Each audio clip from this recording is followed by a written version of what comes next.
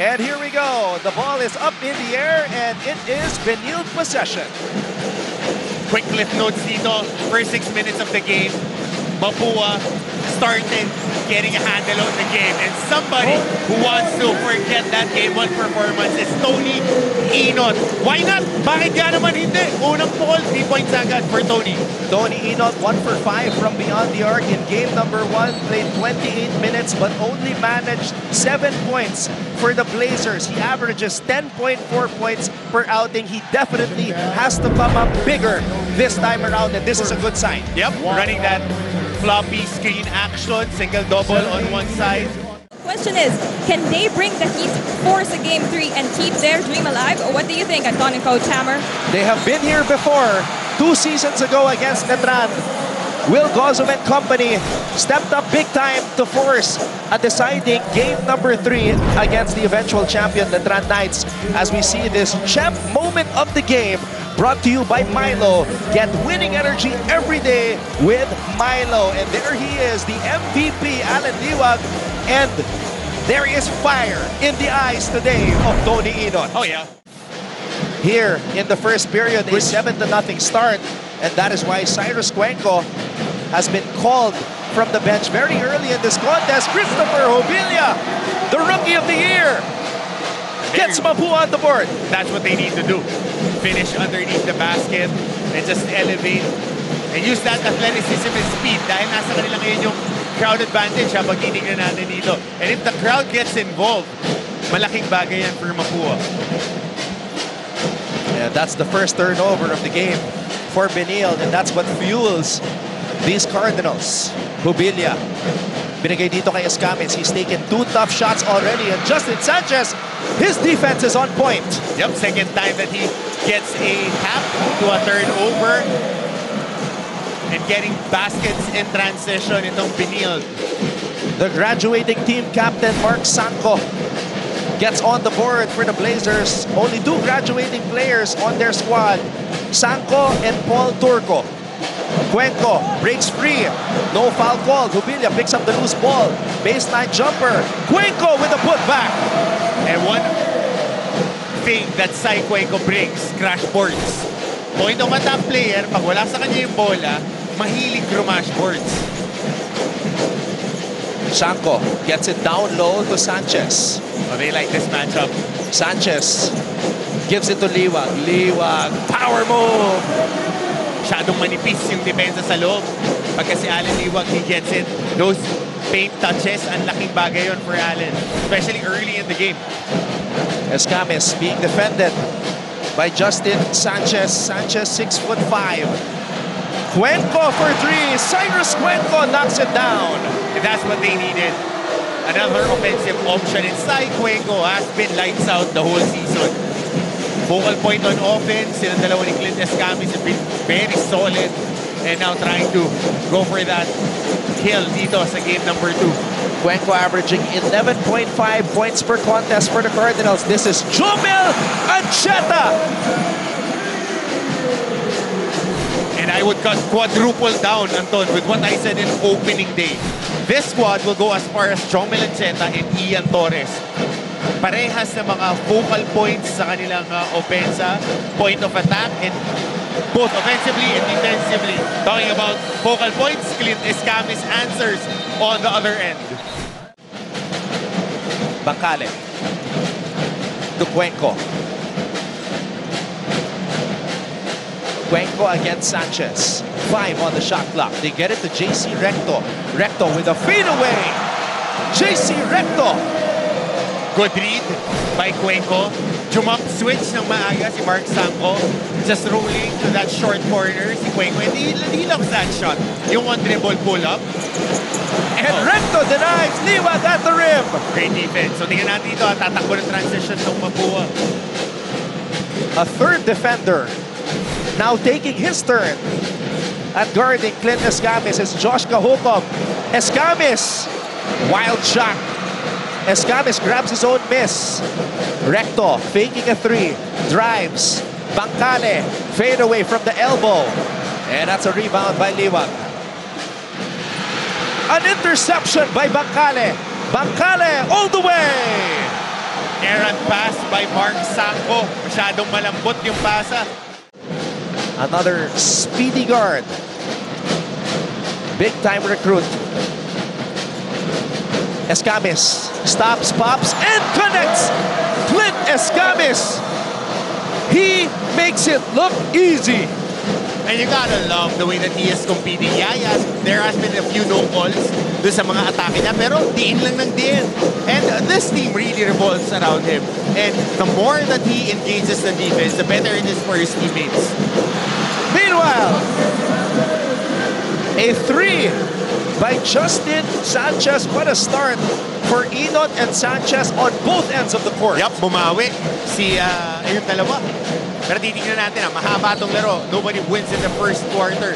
But right now, it's a very high-scoring game. Remember, game number 1 was 26-20. Ngayon, 19 and 15. But how about this break jump by Clint Escamis? He can't miss Escamis. Yan siya the past 3 games. And on the flip side, knocking down a triple was Justin Sanchez. A great sign for the Blazers. Sanchez. 1-of-1 today from beyond the arc. Escamis again! So you know that yung mid-range, that's the new layup for the younger guys. Kasi pag pumunta ka doon sa shaded area, the threes are there. So, kailangan nakakashoot ka ng 3 points and that elbow to that mid-post area. Kailangan may mga pull-up ka na, which is what Clint has been doing. Great defense by Andre Cliani. Another stop by the Cardinals. Escamis is feeling it. 6 points already. Escamis stepping back. Not that time. A little heat check. Eusebio. Baseline drive. Anton Eusebio gets on the board. And what a stretch by Eusebio. NCAA Season 100 is international. Yes, Recto. Pinitpit ang bola. What a finish by JC Recto. And ito yung kilala natin ni JC Recto. Parang waiter nilatag yung layup na yun. Dire-diretso sa gitna. Hindi na, walang atubili. And yun nga yung sinasabi natin, yun yung kaibahan nila ni Anton Eusebio. Pag si Recto umatake, buong-buo yung loob.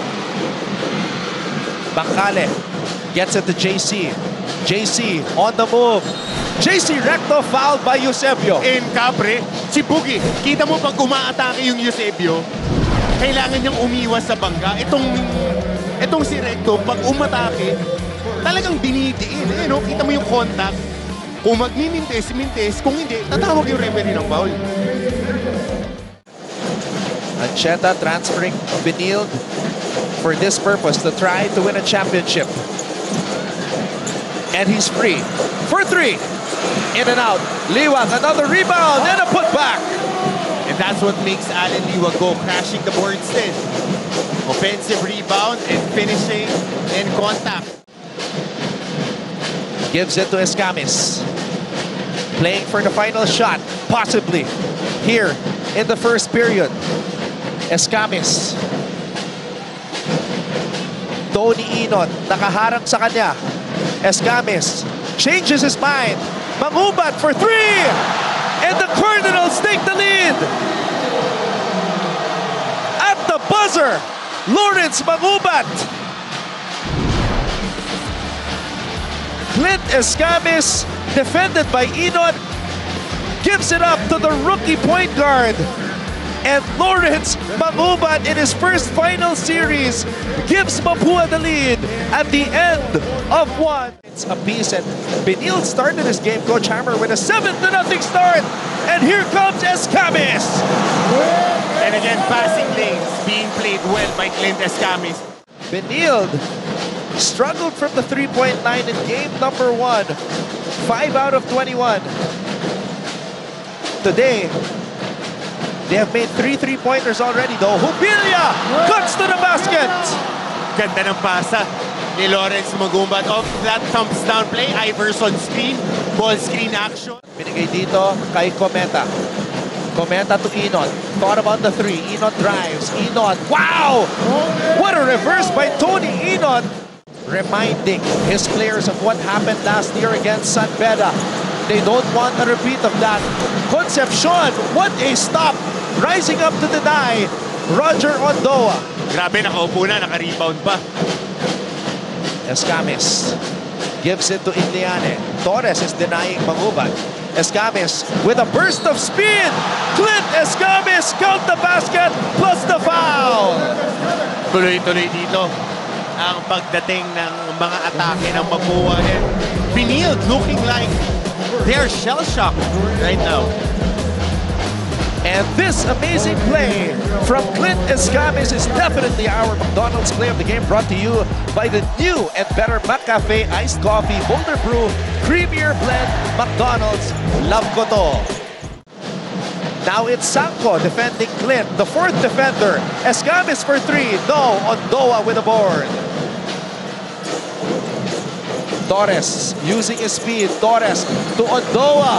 Magkakilala yung dalawang yan. Yup, magkakapiyan sa ICC team with the late great Coach Dong Vergere as their head coach. The lone championship of the Benilde Blazers. Steady on the J. Cuenco. Coming off the bench today, scoring 7 out of Mapua's 15 bench points. Cuenco. Another one! Cyrus Cuenco with a midi. Expose cage and snake. Yun lang yung ginagawa ni Sai Cuenco. The ball screen, alam nilang bubuli ang pa-fight over yung mga guards ng Benilde. Kinikage lang nila, kinukuha lang nila yung binibigay ng depensa. Medium range jumper, sabay didiin sila ng didiin sa depensa. Di baling mapagod sila dito. Sanchez gives Benilde a much-needed basket. Cuenco to Recto. Nabitawan ng bola. Ancheta to Inon. Inon for three. A lot of space. A 5-0 run for Benilde. And that's what they need. Escamis. Escamis with 13 in the game. Escamis steps back. Escamis short. Hobilia. Second servings. Christopher Hobilia with a putback. Wala, kailangan box outin mo yung Hobilia. Kasi yung mga, alam niya kung saan tatalbog yung bola. He has that nose for the basketball. Sanchez with a Pinoy step here in the finals. Mahirap talagang stopin si Justin if he has that full head of steam going downhill, especially on his strong hand, right hand. Pag nakapasok siya doon ng balikat, nakaturn siya ng corner. Hirap hintuin yan. Sanchez already with 8 points. Chico Bacale with a corner triple. Ready. Yung mga shock troopers ni Coach Randy Alcantara rito coming off the bench. This stage is not too big for them. That's for sure. Inot. Liwag wants it. He gets it in the post. Liwag. Binigay dito kay Sanchez. Oli mula sa kanto. Matthew Oli. Big time basket. Unfamiliar territory for them. 14 turnovers na sila dito in the first half alone. And the average 15.9. Clint Escamis. He makes a bad shot look good. So we have people watching from the Middle East and North America as Torres grabs his own miss and scores on the floater. And this is what they need to do. They need to be a little bit more aggressive because they're fighting for their championship hopes. Ian Torres scored 2 points in 12 minutes of action in game number 1. Escamis short on that jumper. Sanchez with a board. Tingnan natin kung si Ian Torres na may sagot dito as the main facilitator. Oh, Sanchez with a blow-by. Good move. Quick cross by Justin Sanchez. Quick 4-0 run. During the first half of the game, we are not going to win if you keep on throwing the ball away. These were words from Coach Charles Chu upon entering the dugout. Ani ni Coach Charles ay simple lang naman ang hinihingi niya sa kanyang kupunan na Diana ay huwag nang ipasa pa ang bola sa kalaban. Coach Charles also emphasized that they actually shot a higher percentage from the field. Talaga lang kulang sila. And here is that amazing play from Tony Inot. That's definitely our McDonald's play of the game, brought to you by the new and better McCafe Iced Coffee. Boulder Brew, Creamier Blend, McDonald's, love ko to. Mas maraming shot attempts na 12. So ibig sabihin, mas maraming silang nasa stop na tira. Good pass. Torres free for 3. Torres capitalizes. And now Benilde's offense is picking up. Work rate niya. Tony Inot, 17 minutes played, 10 points. How about this guy? Chico Bancale falling down and drains the long ball. And another turnover. Pass was too high, even for the 6'5" Sanchez. Oo, hawak-hawak na ni Allen Liwag sa ilalim. Pero how about this tough shot by Chico Bancale off the inbound? Walang atubili, pangalawang. He has been waiting for, but of course, coach was also adamant about the things that they can improve on. Una na dyan, the team was told to weather the storm effectively and refrain from doing plays that are not part of their plan. Second, they were told that the second half is about improved composure and more possession and classy. The team was instructed to forget about the surnames at the back of their jerseys and instead focus on what is in front of it, the reason for all their hard work. And una para sa Mapua, Anton and Coach Ham. A lot happened. While Christine was delivering her report, Allen Liwag banking home a shot from the heavens, and this was after Escamis tried to fish for a foul. Andre Igliane, second triple of the game, 8 for 32 for the entire season. Torres. Inside pass to Liwag. Liwag with the basket. Humingi pa ng foul. Hindi ka na pwede humingi ng foul ngayon. Masahe na yan kung masahe. Hindi ka na pwede umiyak yan, pre, pag nasa ilalim ka. Which he has been doing the whole season. Kailangan buhatin na niya ng buhatin yung mga bantay. Pero, kung ikaw naman yung binil, nakikita mo, tiki-tack foul, tatawagan sa nagbababa ng bola, meron ka rin talagang point to contest yung contact. Ito, screen and roll action. Sinasabi ni Allen Liwag na yung mga hampas sa braso, pero doon, clearly, good challenge. Ian Torres started this period, has not been pulled back yet to the bench. Sanko on the drive. Sanko with the finish. Going to a strong side. Yes, that's the left side. Si Mark Sanko dribble up, fake handoff, and just going downhill from there. Good read by Mark Sanko.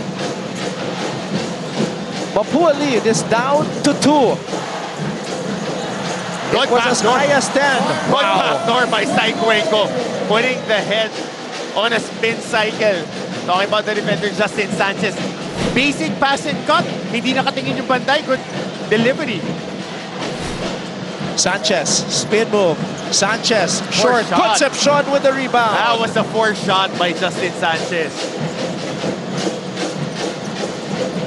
Cuenco. Escamis is on the bench.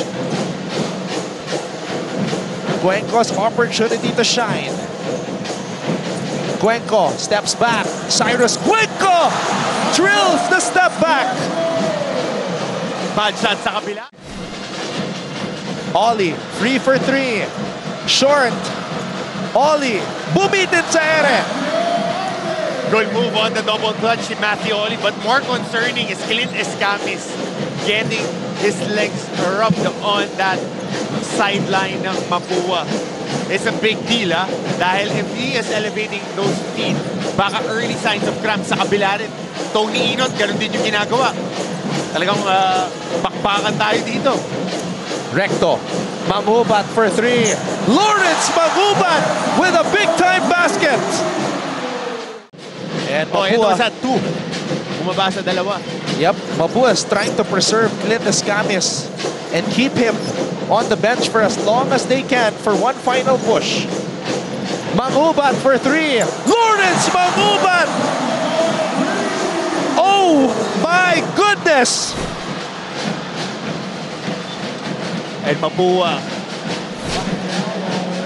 knowing how important a third quarter run is after their experience last year and against Letran in game number 3.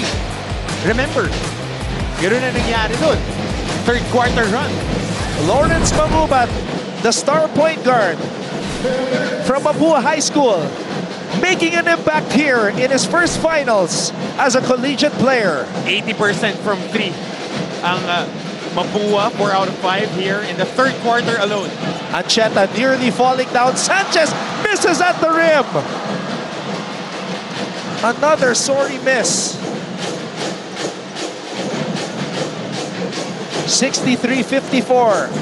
Mangubat, Igliane, Cuenco, line drive. Cyrus Cuenco.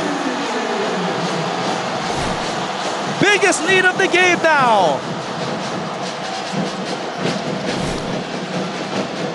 Sanchez. Iwan ng bantay. So nagiging kanya-kanya ang atake dito ngayon.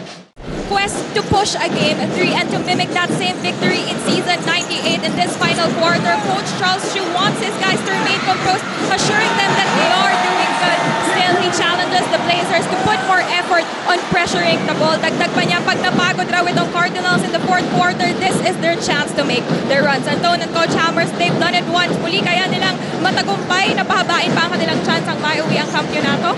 Balik muna sa inyo.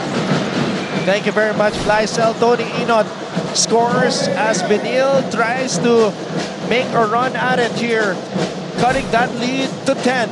Pero pre, parang hindi napapagod yung rotation ng Mapua. Laging may fresh legs na attacker. Tapos yung depensa nila, porsyentuhan lang. Nakaharap sila, babanggayin ka ng babanggayin. Pag nagreklamo ka, yari ka. Bubilya to Mangubat. Another one! Lawrence Mangubat!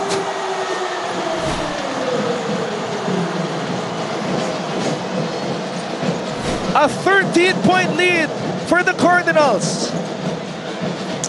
Sanchez in the paint.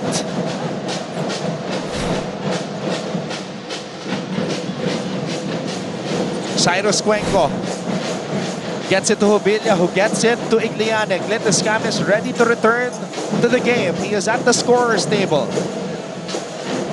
Jubilia. 6 on the shot clock. Jubilia pulls up. Oh my Lord! Cyrus Cuenco. Mapua patiently waiting for the best shot when it's available. Cuenco! In the face of Matthew Ollie. It is now a 76-62 lead for Mapua. The ball is with their main man, the team captain, Clint Escamis. Mangubat, 3 to shoot. Mangubat! Jubilia!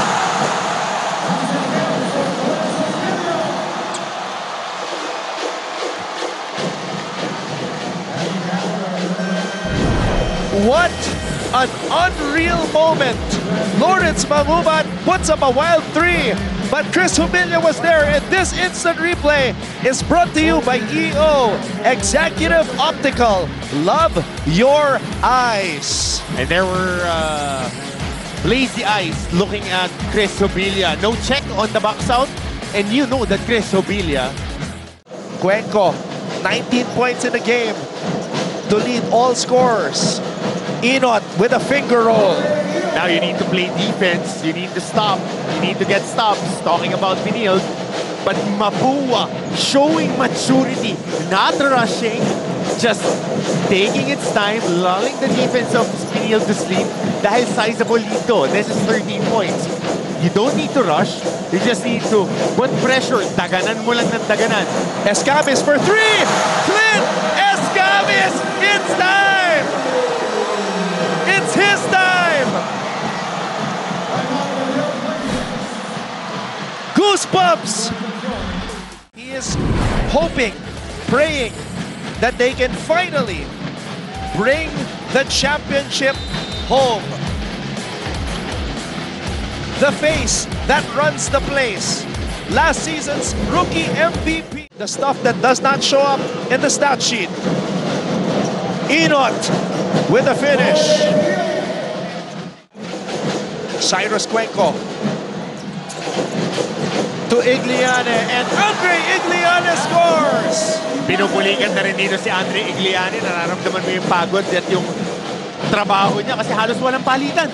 Buong laro, underrated, unsung hero for the Mapua Cardinals na si Andre Igliane. And did you think, Coach Hammer, that he... And they deserve this championship. They deserve this. They played with their hearts on their sleeves, and they believe, and they deserve this. Kudos to the whole coaching staff and the whole Mapua community who believed and they delivered this championship for Mapua. First time in 33 years. And it is now official. After 33 long years, the Mapua Cardinals are once again champions of the NCAA. This is the 6th NCAA men's basketball crown for Mapua. And there was the heroes then and now, Benny Cheng, and now Clint Escamis, our casino active player of the game. 18 points, 1 rebound, 4 assists, and 3 steals. Casino sa Germs, say yes to good vibes. Redemption is complete.